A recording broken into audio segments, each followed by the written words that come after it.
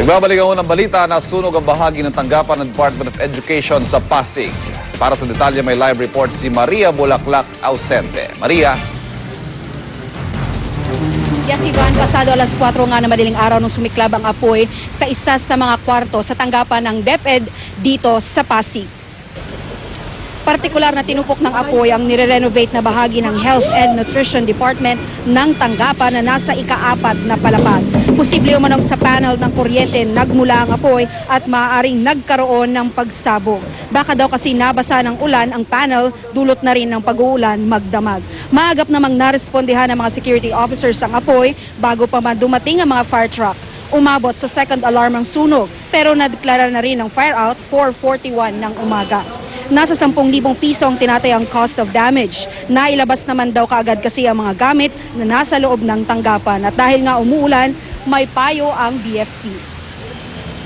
Dahil nga po ang water ay good conductor of electricity, pwede po talagang pagmulan ng apoy ang ating electrical installation kung mababasa dahil nga sa ating ngayon, sa ating weather ngayon na maulan. Ang nangyari, nag-i-spark, narinig, malakas ang pagka-spark, krak-krak, mga ganon. And then, sumunod, yun na, pumutok na malakas. 2 beses na malakas ng putok. Sa ngayon, Ivan, ay patuloy pa itong investigasyon na isinasagawa ng Pasig Fire tungkol sa sunog na iyan. Yan munang Ronda Balita mula dito sa Pasig. Ivan? Maraming salamat, Maria Bulaklak Ausente. Patay ang isang tricycle driver matapos mabangga ng humaharurot na sasakyan sa Nueva Vizcaya. Muntik na mamakuyog ang driver ng nakabangga sasakyan na isa palang pari. Darito ang report.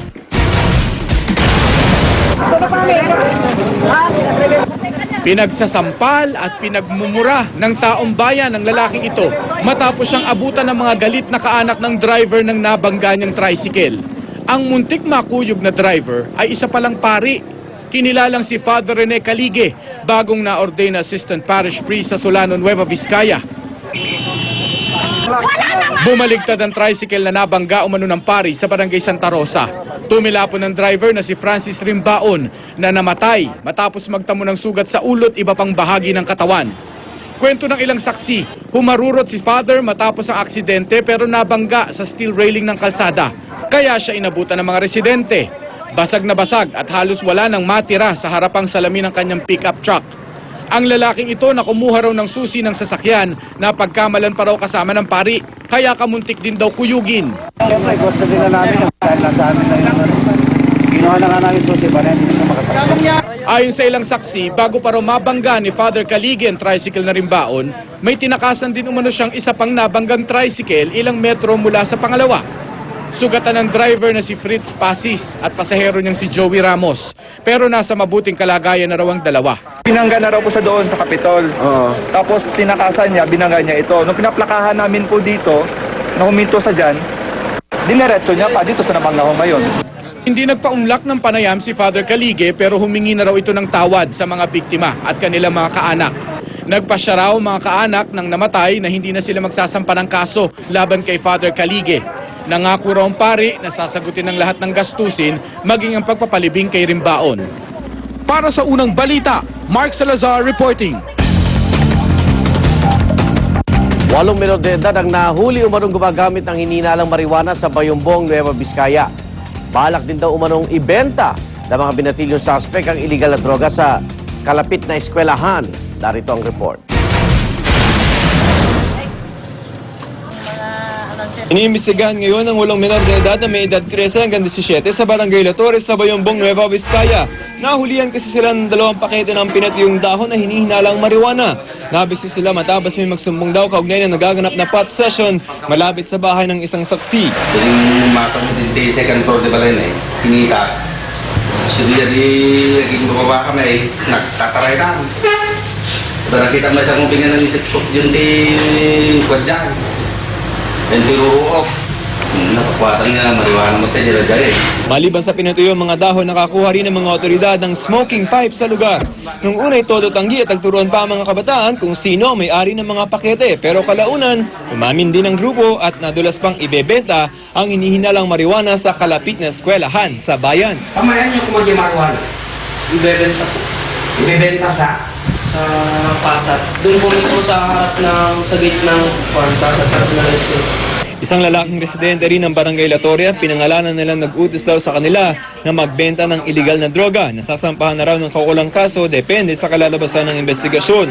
Handa naman daw makapagtulungan sa pulisya ang mga nahuling kabataan. Posibleng isailalim sila sa counseling. Para sa unang balita, Joseph Morong reporting. Isang batang 4 na taong gulang sa Coronadal South, Cotabato, kakaibang itsura ng mga kamay at paa. Tig-12 kasi ang daliri niya sa mga kamay at paa. Kwento ng kanyang ina, ipinaglihi niya ang anak sa alimasag. Paliwanag naman ng isang doktor, syndactyly ang tawag sa kondisyon ng bata.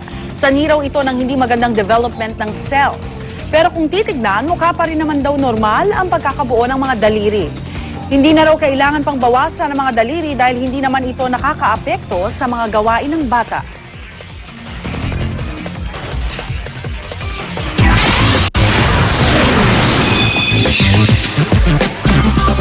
Star-studded ang Black Entertainment TV o BET Awards sa Los Angeles, California. Ilan sa nag-perform sina Usher, Chris Brown, Kanye West at Nicki Minaj. Naging tribute din ang award show para sa yumaong diva na si Whitney Houston.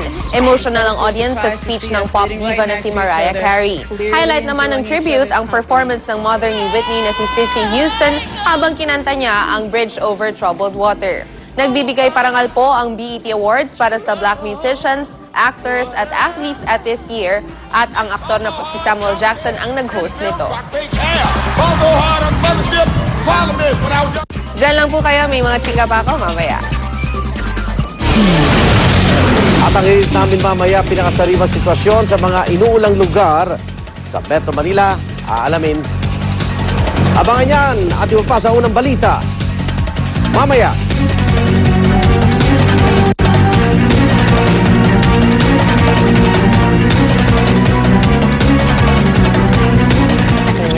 Wow, kalabaw! Wow, kalabaw! Yan ang masasabi ng about bisita sa Philippine Carabao Center sa Muñoz, Nueva Ecija. Napakarami ho kasi nilang malalaki at malulusog na kalabaw doon na kailangan